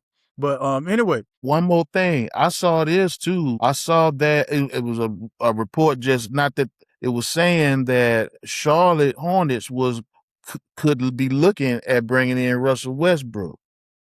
To do what? To be Need some edge, man. Get the edge. I mean, he might be able to help them with the second team, stuff like that. And he gonna get us a triple I double read every that. night. What's your thoughts? We know we're gonna get. We ain't gonna ask him to shoot no threes. We don't need that. Attack the rim and kick it out. We need 10 points. We need 10 assists. We need 10 rebounds. That's it. Kobe That's White, a lot. you shoot 10 assists, 10 rebounds. But that's who he is. That's who he is. He can get 10, 10, and 10. He was getting 20, 15, and 2015 and 10 in his prime. He can get 10, 10, and 10. Let me give y'all some helpful pieces of advice here. Stop believing these rumors, because they done had Steph Curry linked to the Hornets. Now they got Russell Westbrook linked to the Hornets. For thousands of years, they had Miles Turner linked to the Hornets. Just quit believing that stuff, man. It's a slow news week. That's all that is. It's a slow news week, man. Yeah, hey, look, seriously. I'll take Russ though. I'll take Russ. Seriously, though, what we gonna do with him? We got Musa Diabate for edge and energy. What we gonna do with a Russell Westbrook? Musa he ain't Russ. He ain't got the credentials Russ got. I know he ain't, because Musa's on the team. But he ain't got the credentials. He ain't got the pedigree. He ain't got that. And we ain't got nobody with that. We don't have nobody with the back. We don't have nobody. Russell has an MVP. If we're gonna be real, he's got an MVP, and he averaged a triple double 2 years in the league. 2 years. Who's the and he's a veteran that can lead us. For the you know what I'm saying? So I think again, we're not expecting him. We don't bring him in expecting him to be. We bring him in expecting him to be a better version of what Udonis Haslam was for the Heat. Right, to lead our young guys, because we got a whole bunch of young guys, to teach them the way of the NBA, right, and then come in and get some rebounds, get some points, get some assists, and go sit back down. That's all we need them to do. Yeah, I don't know. I mean, I'm not putting a whole lot of stock in Russell Westbrook doing nothing too much for a winning team. But you know, I don't know That who ain't really gonna do Charlotte's nothing for you. backup point guard is, so maybe he can help with that. Young boy, we just drafted. Who? What's his name? What was his name? He was from dang, what's his name? Him and the other draft pick played on the German national team together. He's the shooter. He's the shooter. God, what is my man name? I can't remember his name to save my life. But if he's a rookie, then Russ can still help with the Exactly. backup duties if it's a rookie. But Russell Westbrook ain't coming to Charlotte, man. Russell See? Westbrook ain't coming to Charlotte. I'm just saying, man, he ain't coming to Charlotte. Cause y'all got to remember, man, the whole reason we let go of all these different guys is the culture and all that, and planning for the future. And Russell Westbrook doesn't fit any of that. Christian Anderson. Yeah, I just was looking that up too. I was just looking it up too, man. But yeah, man. But I do hope somebody picks up Russell though. At least give him a farewell tour. The man, he's one of the few guys who really left it all out there on the floor. Like Every night. he plays one way the entire time. Whether that's good or bad, it all depends on what side of the bleachers you on. If you're playing against him, that's great. He's gonna shoot you. He's gonna shoot your team into a win. If you own the squad, he's gonna shoot you out of it sometime. You know what I mean? But he plays the same way. He's consistent. Russ up here, man. I mean, we're not gonna act like Russell Westbrook ain't done none of that stuff. I just said no lies, Don. I'm not saying I say that wrong. But I'm not saying it's a lie. But we're talking about this instead of talking about an MVP of our league and a guy who averaged a triple-double 2 times. We're talking about his shooting, which is not his. Which is if you're bringing him and asking him to shoot, like you're playing yourself. Like if you were a team, when the Lakers were asking him to do that, and who asked him to do that a couple years ago, maybe last year. Every team. No, the OKC didn't ask him to do that. Yeah. OKC didn't ask him to do that, and he was an MVP for them. So if you bring him in asking him to do what his strengths are, he's gonna be exactly who you think he is. He's not gonna shoot you out of a game. That's why, again, I think he fits with us because we don't need him to shoot 1 3 the whole season. We got that covered. We got Grayson Allen. We don't need him to do none of that. Come in, drive to the basket, kick it out to the 3-point shooters, and go sit down. Sir, you good? Take your ice bath. Sir, now, I understand what you're telling him we don't need him to do. Now, what are the chances that he listens to that and just doesn't go out there and jack him up anyway? That's when you have a conversation with him we've seen him. Before you bring him in and say, hey, look, do so many times. Hey, look, this is what we need you to do. Are you willing? Because if we're not going, if nothing else, Russell Westbrook is a real one, and we understand he's gonna keep it real and he's gonna be honest. You bring him in. Hey, are you willing to take this role? If he says, nah, I really just want to shoot. I don't really want to attack the basket. I'm really not trying to get hurt, which I understand as an older player. Okay, cool. We'll holler at you. We don't really need that right now, and we're going to go see you. But if you're saying we're going to bring you in, and Russell Westbrook says, okay, I'm okay with doing some of the things as long as I'm playing limited minutes. I'm just spelling for Kobe White, and then we're good with that. If you saying, hey, nah, I really just want to shoot 3. I really just want to sit in the corner and shoot 3s. Hey, go ahead. We're going to go ahead up the road. We appreciate you, but we don't really need that. We need just Russ 10. We don't even need 10 rebounds because Musa got that covered. 10, I'm sure 5 and 5. I'm concerned about Russell Westbrook's playmaking. I mean, because he reminds me of a better in his heyday. He reminds me of a better Trae Young with them assist numbers. He gets a lot of them, but are they winning plays that help your team win? And that's kind of at this point for you want him to come in to be a secondary playmaker or in your second team. I don't know about that. But I'm sure either Easter, Memorial Day, Labor Day, one of them holidays is available. What's the youngest holiday? The youngest holiday. Yeah, what's his name? Cause it ain't Drew. What's the youngest holiday? Oh, the youngest holiday, brother. The one on Houston, the one that was on Houston. I'm sure they don't mind letting him go. So yeah, give me one of them. Give me one of them that just want to be a backup, that knows he going to be a backup. Just give me one of them. I forget his name, but I know who you're talking about. Yeah, it's cool, man. Thanksgiving, whatever. Just give me one of them. I'll take one of them holidays, cuz. Yeah, I'm cool on Russell Westbrook. Unless, when you talking about edge, I'm like, yeah, we already got Devin Lloyd on the Panthers, but you talking about playing for the Hornets. Nah, we cool. Plus, I think he want to finish his career over there on the West Coast anyway, man. Like, he ain't trying to travel. If we can be real, OKC should do him a solid. If we're going to be real, so he can retire, he can retire there. But yeah, he can finish. he can finish up where he began his career? Yeah, I doubt they will, because because I at the end of mean, the day, he's not. Because in that sense, he would be a distraction because people in OKC love him. You know what I'm saying? And so they would want him to play. And so I don't think they'll do that. They'll probably just do that. They'll sign him to like a 10-day when he's ready to retire after his last season. But I don't think they're gonna sign him to be on the roster actually. So it's unfortunate that because I mean, a Hall of Famer is gonna go out like this, and they treat him like this. But it is what it is. I mean, we saw Allen Iverson. That's a fact. Saw Allen Iverson in a Memphis Grizzlies uniform, homie. Nasty. It happens, Nasty man. A Memphis Grizzlies uniform. We saw Shaq in the Cleveland Cavaliers uniform and Boston Celtics. Woo! So it's not that of a foreign concept for them to go out with somebody you never expect. What was the illest? Okay, so what was the illest veteran move to y'all? Like to see them in a jersey. So I'm thinking Pat Ewing in that Magic jersey. Well, I never saw that. Hakeem in that Toronto Raptors. Raptors. Okay. That for me, that was it. Mike in that Wizards. It was jersey, so weird seeing him play for the Toronto Raptors. Yeah, Mike in that Wizards jersey spoke more to his inability to select good talent. Because anytime you draft a player and he sucks so bad, you come out of retirement and gotta go be an on-the-job trainer. Nah. Yeah. Even how bad you gotta be for somebody to be like, man, damn. Hey, man, I'm clocking back in. Get out there myself. I'm clocking back in, man. I think Darren Williams in the Cleveland jersey was bad. Dwayne Wade in the Cleveland jersey was bad.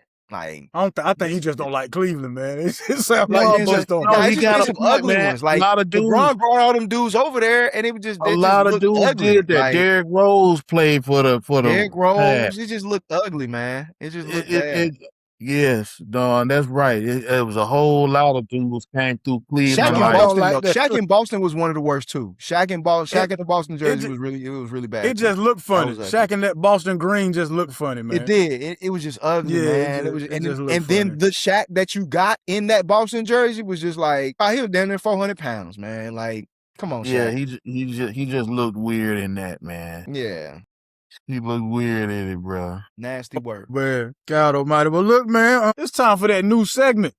Let me get that man graphic together. You know what I mean? Get his graphic together. Ladies and gentlemen, it is time for another round of Juiceless or Useless. Let me see if I can find you some music, man. If not, I'm just let you borrow the intro music. That's okay. That's right. That's right, ladies and gentlemen. Coach the Don. This week's Juiceless or Useless. Don, take it away. Man, y'all know what it is, man. Y'all know what it is. If you juiceless, you are useless, right? But we're going to change it up a little bit. So we're going to give the juiceless guys an opportunity to prove their worth, right? So this week on Juiceless or Useless, my juiceless candidate or selection, if you will, right, is unfortunately Will Wade.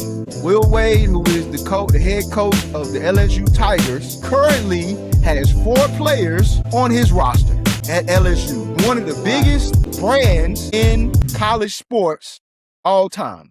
Currently has currently has 4 players on his roster. If you look online, and I had to look online too because I heard it and I was like, okay, that means he just had 4 guys. That means they still work. He has 4 players. There are 4 boxes with guys up there. No faces yet. Obviously not. I don't blame him because it's just we haven't gotten a picture day in college yet, so you get a pass on that. But there are currently 4 players on his roster, right? Will Wade is a good coach. Will Wade is a really good coach.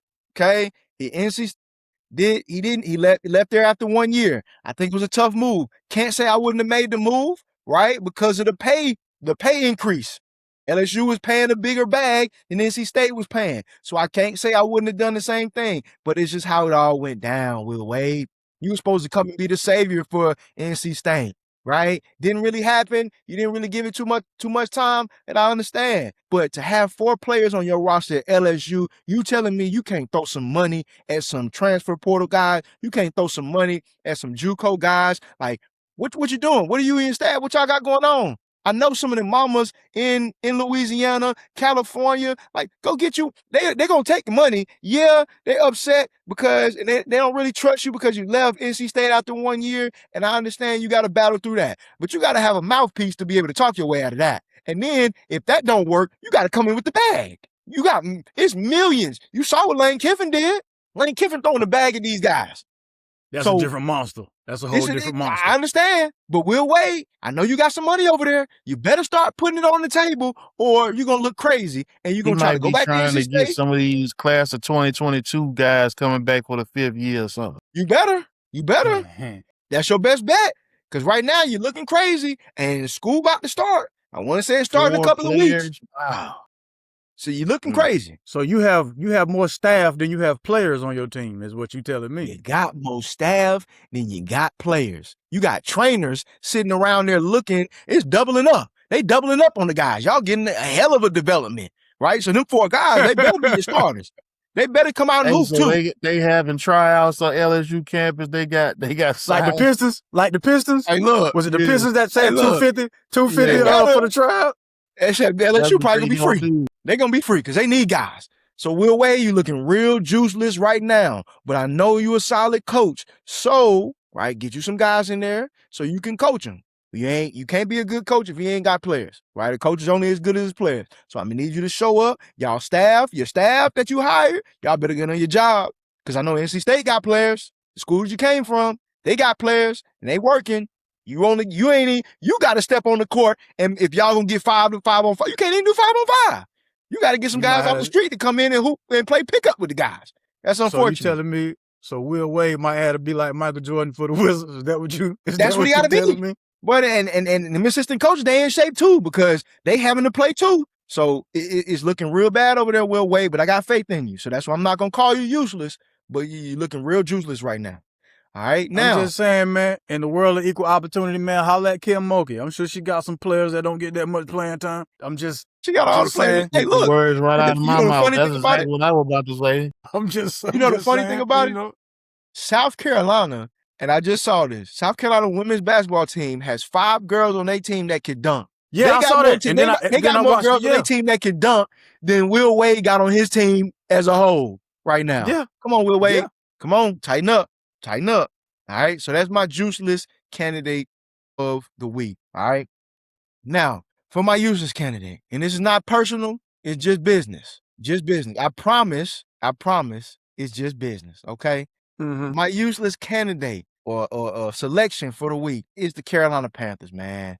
And it's unfortunate I gotta go here, but your man that just had success, my dog Haynes King, just came off having success in the Hall of Fame game, did his thing, game-winning touchdown, boom, running in the end zone, everybody run to the end zone. Hey, we won the Hall of Fame game. Great, cool. Now you got to hand me. Now you got to sign Kyle Trask. Knicks, Sportington, linebacker, injured. Taylor Moton, injured. Chris Braswell, injured. Dan Chisna, injured. Haynes King, day-to-day. Derek Brown, day-to-day. Damian Lewis, shout out to Damian Lewis, you my dog. Right, we got his little brother playing for us at Myers Park High School, and he's gonna do some really good things. Damian, been at your house. I appreciate the hospitality, but day to day, Thomas Nkoum, day to day, like Panthers, we can't get it right. And I'm a secondary Panthers fan. If Panthers playing anybody but the Cowboys, I go for the Panthers. But I was gonna say, man.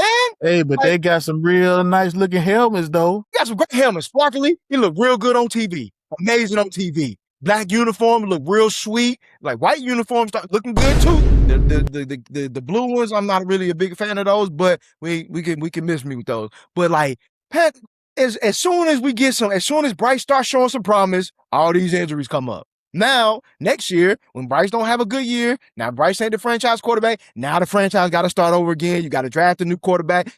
It's a black cat running around there, and they sitting outside the stadium. Nah, he's in the uniform. His name is Sir Purr. It's Sir Purr is the black cat that's in the stadium. I thought you was going to say Xavier Legette. Golly, Panthers, y'all useless. Y'all useless, man. And when Panthers are having a good season, it's such a good time in North Carolina and the Carolinas in general. But that man said we useless. I can't. And I had y'all winning the division. Like division champions. We still can. Well, I mean, we can still be that. We had injuries last year. We can still be the NFC South. true. We still. That's Yeah, true. we can still be the NFC That's South true. champion. That doesn't. But That doesn't dang. mean anything. Yeah. Yeah, dang. yeah, but yeah, man. Yeah, that sucks for us. It sucks. A lot of injuries. It sucks. I can't. That's all I got. It sucks for us. New indoor facility going up. I drive past it every day. Mm-hmm. Ain't nobody Yep. be practicing in there. Yeah, it sucks for us. So they like Will Wade too. No, they ain't like Will Wade. We got enough players. No, we ain't. Nah, you just hold on 1 minute. We ain't not like Will They Wade. just sitting in the hospital. No, we got him. We got him. And he said a lot of those guys were day to day. He ain't say all of them was on the injured reserve or the injured Right. list. So yeah, You we right. good. Taylor Moton, you got a blood clot, brother. I want you to stay Praise out up. the entire season. I want you to get that taken care of. Yeah, everybody else, yeah, day to day. Leggett had went down in practice last week also. They said he got up on his own volition, but he still, got carted off or whatever. And I mean, speedy recovery, whatever happened to him. I hope he's able to recover from it. Yeah, man. It's football. It's football, man. That's all I got. It's football. Long as so we in the that NFC, was long as we in the Juiceless NFC South. and Useless for the week, man. I appreciate everybody tuning in. We got anybody, if you got any suggestions, put them in the comments. I'll do the research and we're gonna get some more candidates up there on a weekly basis. But that's it for this week. What y'all think? Y'all got any Juiceless or Useless candidates for this week? I got one, man. I mean, I've thought about for this. Keon Coleman, man. What did he do now? Nothing. He gonna come in and be the fourth or fifth receiver now, man. I mean, I'm just like, man. I thought this guy was. I want him to show something, man, because I like that player coming out of college. I thought he was gonna be a pretty good receiver, but man, I mean, he gone from coming into camp, fighting to be the number 2 guy to now he's number 4 or 5. Come on, Keon Coleman. How you say you looking real juiceless right now? We That need boy you should have to. tried. He should have stuck with the hoops. He should have tried out for the NBA. He should have went down to Detroit, and because he went to Michigan State, he should have went down to Detroit and go ahead and try it out for the Pistons. Because right now, I don't know what's going on with my boy. He is athletic. He's an athletic freak. But hey, man, he ain't getting it done down there. And I guess no. Useless is those Bills Nichols uniforms. You ain't like them? I mean, I don't dislike them, man. I'm just piling on. I'm seeing everybody talking about how bad they look. I don't think they look that bad. They just look kind of like Detroit's uniforms. I don't think they bad looking, but everybody else think they do. I think the helmet that they wear with those uniforms is bad though. I don't know what that sign is on that helmet, man. It just got a big old stripe on it. What does that mean, Buffalo? Is that I can't even think of anything to say what it looked like. Just a big old red stripe on the helmet. I don't like that part of the that uniform, but it don't look that bad. I don't have one, man. I'm still trying to get over all these injuries for my Panthers. Ever since I made that bet with you, I swear the guys start getting knocked off left and right every day since I made that bet. But I'm keeping the bet still stands though. If I lose, I lose, but the bet still stands. All right. That was Juiceless or Useless. Thank you. The Don man said my team ain't worth a damn. That was what the man told me. Wow. Man. Woo, ladies and gentlemen. This week's Sunday Night Live top 5. Go on, get you right there, sir. There we go. Ladies and gentlemen, Mesean's Sunday Night Live top 5. Take it away, sir. All right. Since we got so much positive feedback or a conversation with the top 5 last week, we did the UNC basketball all-time top 5. Now we're going to take it across the back of the road and go over to Duke and do their top 5 basketball players. Hey, look at Doug roll his eyes already.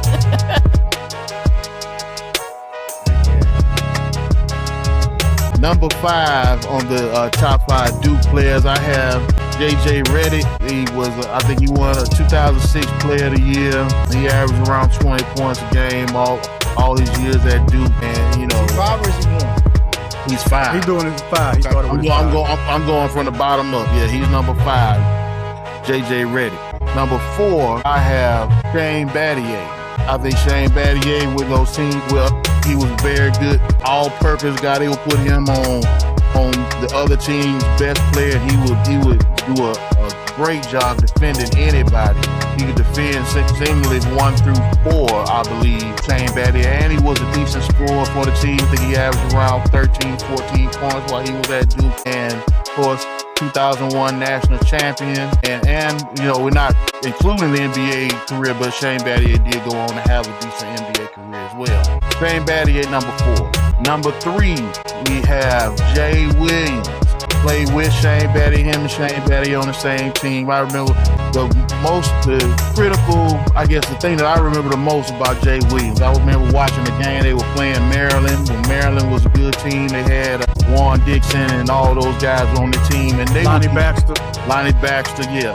Duke was getting crushed by Maryland. They were up by like 20, 25 points on Duke. Man, Jay Will started leading that team. They came all the way back from that 25-point deficit in the second half. And I think he hit the game-winning shot of that game. And just, I'm not a Duke fan. I don't like Duke, but that dude was just, man, made me mad a lot of times because I just wanted teams to whip up on Duke, and he was just coming through for him. Jay Will, number 3. Number 2, got my man Grant Hill. Grant Hill, man, those back-to-back championships, he should have got more credit for those than he did. He was a big part of them winning. But the biggest thing for Grant Hill for me was the year after they won those championships in the 94 season, how he carried Duke all the way to the championship game when they really didn't have, they had a lot of freshmen that year. I think Jeff Capel was, Jason Capel, Jeff Capel was the freshman guard that they had, and they had a lot of other freshman guys on that team, and he was leading that Duke team. They went all the way to the national championship game and lost in a memorable game to Arkansas. Scotty Thurman hit that big shot at the end. Grant Hill, number 2. Number 1. What? Let me get the drum roll. Yeah. All right. Number 1, and he got the documentary out. Everybody Hates Christian Laettner, or whatever the name of it was. Number 1, Christian Laettner. Led those teams to those back-to-back championships. Player of the year, I believe, at least one of those years. I think he won the MVP of the Final Four in both of those championship runs. Clearly, back during those times, Christian Laettner was Mr. Duke. So I ran it back down from the top to the bottom. 1, Christian Laettner. 2, Grant Hill. 3, Jay Williams. 4, Shane Battier. 5, J.J. Redick. All right, cool. I'll go. I'm sure Don got some Stephen A. Smith type 5. Got some Stephen A. Smith. He don't even want to talk about Duke at all, man. Now, when I think about all-time great Duke players, I just think about the guys that I hated to see the most, because that's how you define a good Duke player. If you liked him, he probably sucked. You know what I mean? Everybody hated all the good Duke players. See, like somebody could be like, yeah, I respect Steve Wojciechowski. Yeah, he wasn't no threat to nobody. Yeah, of course you like Steve Wojciechowski. After he slapped the floor a couple times, what else he gonna do? But number 5, and this was a tie. Number 5, I had Elton Brand / Bobby Hurley as my tie. Hated the entire time Elton Brand was there. Effective, getting in the paint, having his way. Bobby Hurley, Mr. Assist Man. You know what I mean? That ain't no getting around it. I think he actually didn't Bobby Hurley lead the NCAA in assists? He probably did. Yeah. Just anyway, number 4, because I was a kid when he was doing this thing, so that's why I ain't have him as high as Mesean did at number 1. I got Christian Laettner at number 4, because when you think Duke brand basketball, you got to think Christian Laettner. Christian Laettner is only number 2 to Coach K, and because Coach K been at Duke so long, him and the Devil mascot look the same. They are the same person. Fact. My number 3, J.J. Redick. From the time J.J. Redick gets off the bus at an opposing arena / venue, you want to throw stuff at him because you know he's coming off a screen and letting that thing fly. How the hell this man got his body squared up so fast to shoot that 3-pointer, I will never understand. Led Duke, and I think he's Duke's all-time leading scorer, if I'm not mistaken. Bona fide bucket getter, J.J. Redick. Number 2, for the same reasons I didn't like J.J. Redick, Jay Williams. Jay Williams came into the arena, but he was more of J.J. Redick was a better shooter than Jay Williams, but Jay Williams was a killer. Trey Williams he was a killer. But from the first time you saw Jay Williams and noticed that his ears was clipped like a pit bull puppy, you knew this man was serious. And plus, I got it. Most of these guys, minus the Elton Brand, actually went on. And JJ Redick. JJ Redick and Elton Brand on my list were the only two that didn't get NCAA championships. Number one, of course, Grant Hill. You know what I mean? Ain't really much need to be said about it. You know what I'm saying? Yeah, Grant Hill, the best all-around Duke player in history to me. Now, a lot of their one-and-done guys, people might feel should be on this list, but I can't give you that as a one-and-done, man. Yeah, I can't give you that. Everybody can have one great year, because if we was talking one-and-dones, I could have said Joseph Forte for the Carolina Tar Heels. He took a sorry squad to the Final Four that year. But I mean, Kyrie Irving didn't even play his whole 1 year. And was number one overall in the draft. Number one, you know what I mean? Yeah, Justice Winslow, one and done, won a championship. Was it Emeka? Not Emeka Okafor, Jaleel Okafor. That whole squad, one and done, won a championship. But people rarely talk about him. So, yeah, that's Grant Hill number one, Jay Will number two, JJ Redick number three, Christian Laettner four, and tied for fifth, Elton Brand, Bobby Hurley. And you know, another thing about these players before you go down, all of these with Duke, all of these dudes played 4 years for him.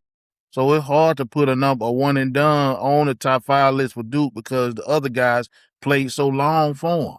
Yeah, I think Jay Will played up to junior year. He might be the only one. Yeah, I think yeah. Go ahead, Don.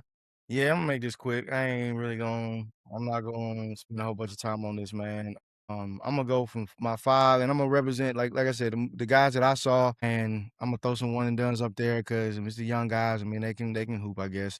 I'm gonna go Zion at 5. You know what I'm saying? Because he did what he did. He was player of the year. Blah blah blah. I'm going Cooper Flag at 4. Cause he player of the year too. I throw Shane Battier at 3 because he was player of the year. I saw him. I hated him when he was young. I mean, he was just a guy that you just wanted to punch Shane Battier. Every time you saw him, you just wanted to punch him. JJ Redick, you know what I'm saying? I'm gonna go him as number 2. JJ Redick wanted to punch him too, and I mean, he was a really good player. Hated to see him. He could hoop, he could shoot, he could do all of that good stuff. And I'm gonna go with Jay Will at 1. Jay Will's player of the year. He won the national championship. He swept all the major awards, all that good stuff. And I got one more thing to say.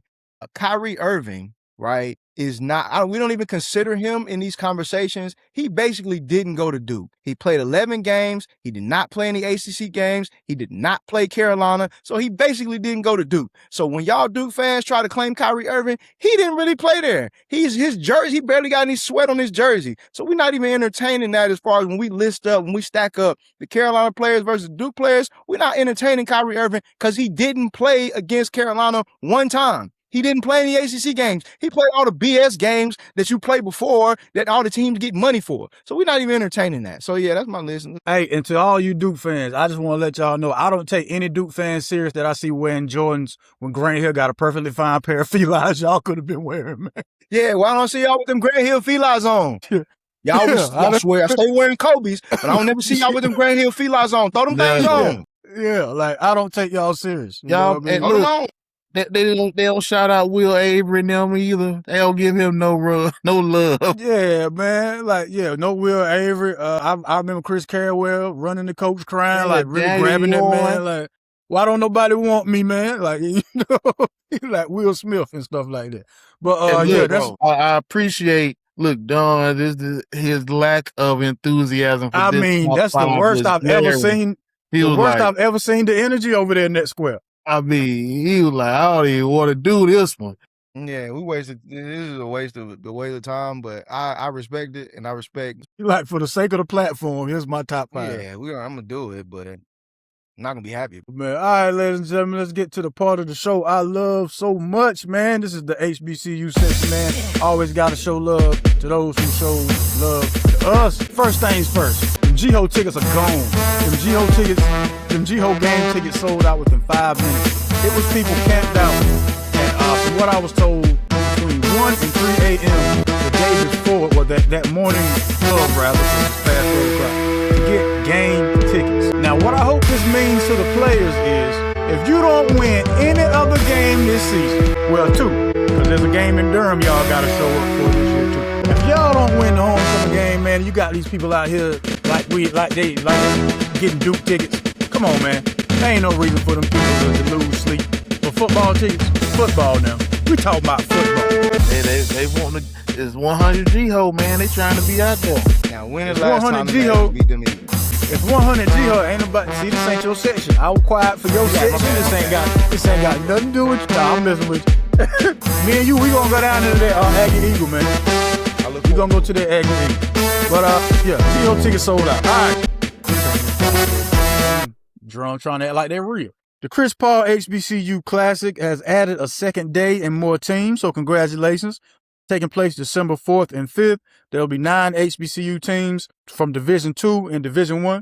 The Division II teams will be Winston-Salem State, of course, Clark Atlanta, Virginia State, and West Virginia State. D1, you have Hampton, FAMU, Grambling State, Tennessee State, and Howard. And from what I read, they will be renewing the Hampton-Howard rivalry during this weekend, man. So that should be something to look forward to. It'll take place in Care First Arena in Washington, D.C., man.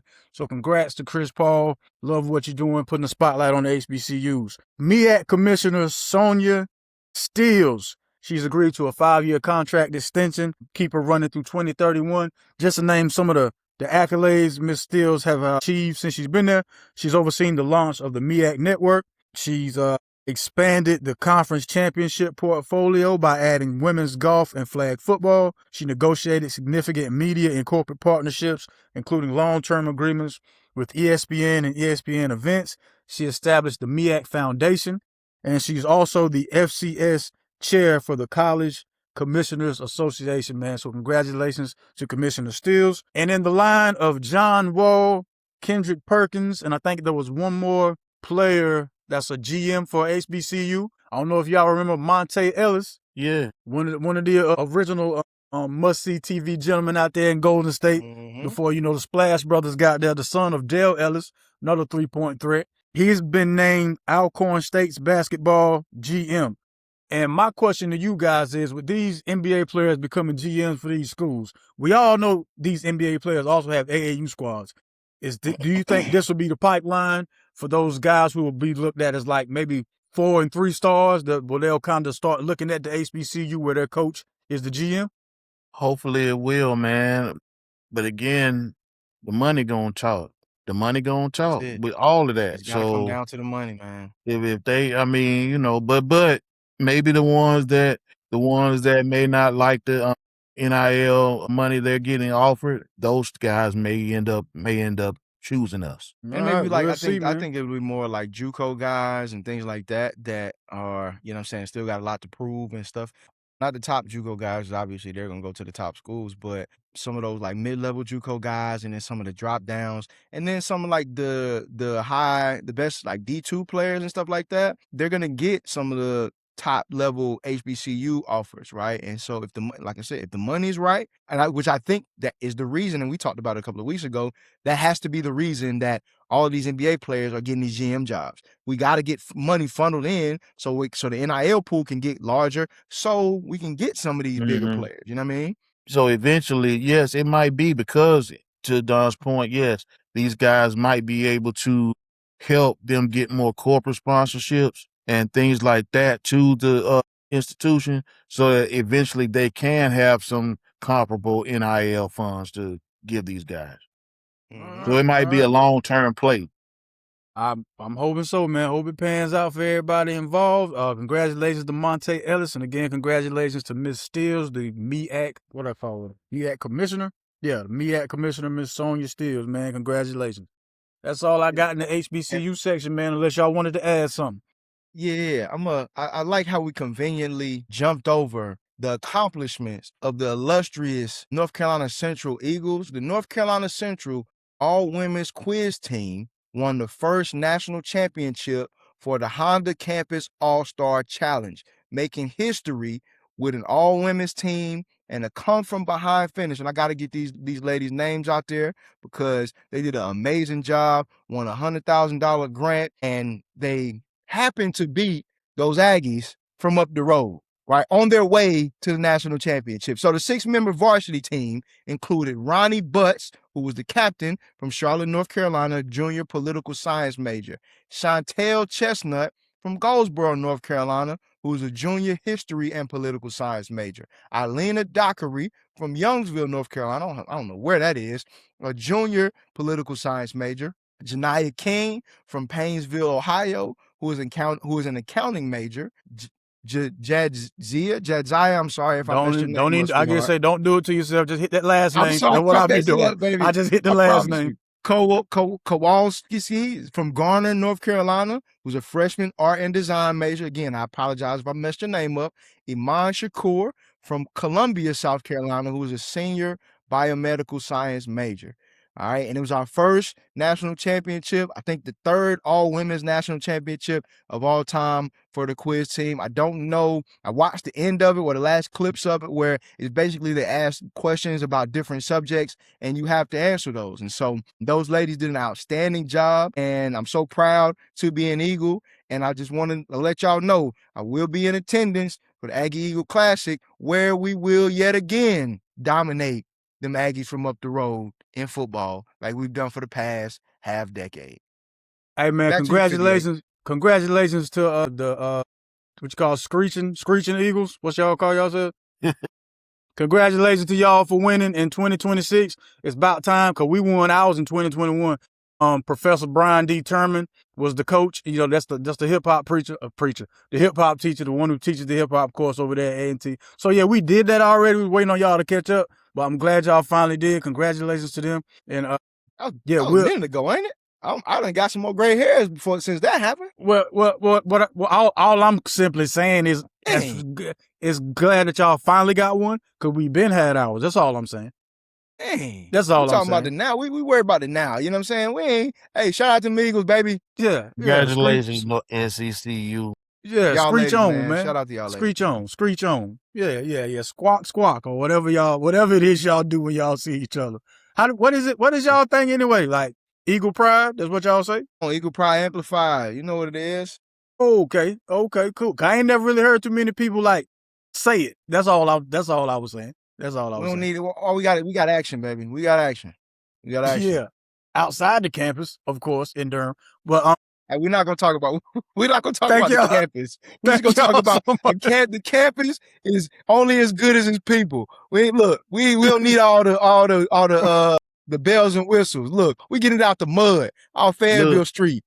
I have one request of Street. North Carolina Central. I just have one request of them. I like their football facility, that little second field where you let everybody kind of kick it at and stuff. That's real nice. Can North Carolina Central get some better parking for their football games some kind of way? Man, I hate going up there and trying to find somewhere to park. When you find it, you good.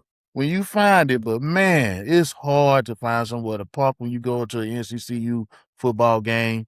Maybe they'll fix that some kind of way, but that's it. Get them kids some AC, man. Stop playing around. Get them kids some AC.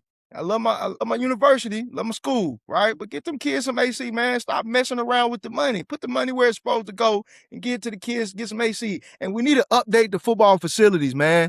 Like, update the football, update the locker room, update the field house, get them coaches out of the walker, get them their own space. We don't want too much in football over the past decade plus to be still sitting in there in that BS facility, man. Come on. We better than that. If y'all want to go to a football game where the stadium nice and it don't look like Boy, Suge Knight. Man. Where you can find you some adequate parking, where it don't look like they still play football with leather helmets on, come to Truist Stadium.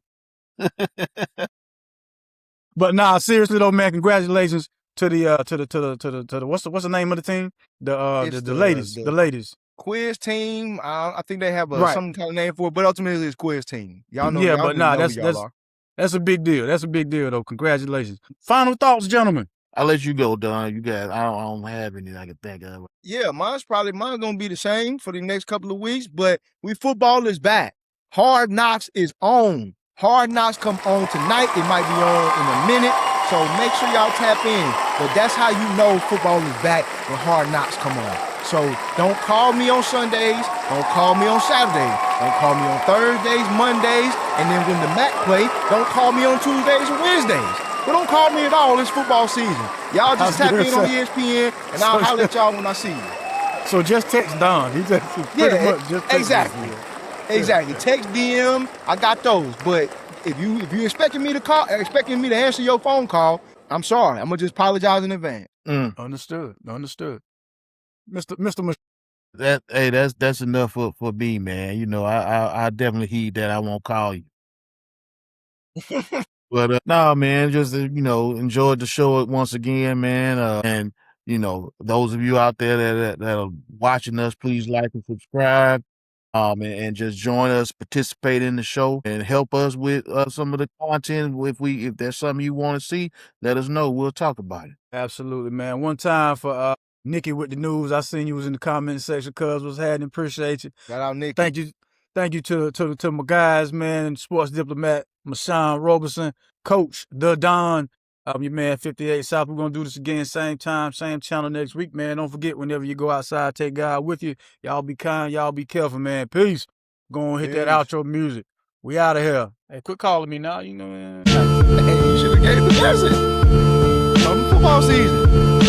Oh no, not this one now. I ain't gonna tell this one that.